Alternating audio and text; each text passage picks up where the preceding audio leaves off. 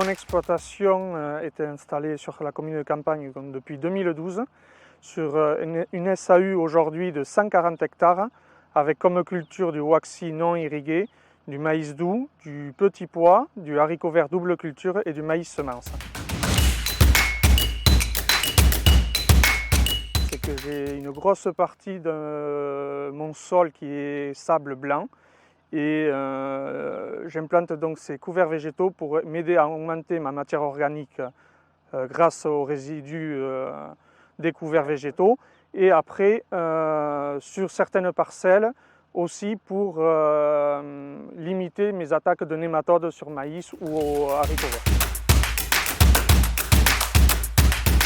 verts. Premièrement, on a la moutarde qui est quand même une plante qui peut avoir plusieurs effets, donc repousser les nématodes, avoir du volume puisque c'est une plante qui monte très haut en végétation, et en plus qui a un système racinaire et qui peut aller travailler en profondeur. Donc elle a quand même 3 atouts intéressants.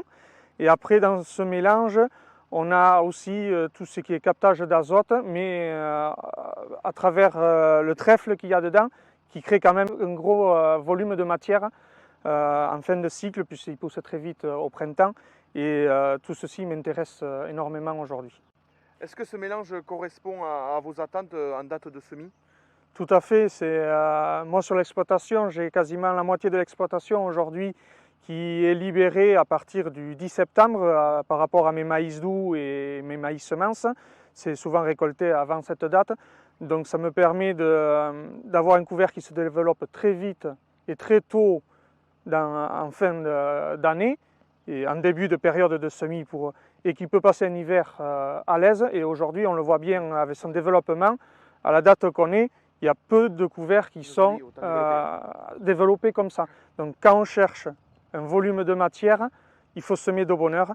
Et ça correspond très bien à mes dates de semis, puisque moi, dès que mes parcelles sont libres, ça m'intéresse de semer tôt pour une bonne germination et une belle réussite derrière. Donc par rapport à ce couvert-là, pour l'implantation, c'est un semoir petite graine APV qui est posé sur un Crover Crop de 4,80 m.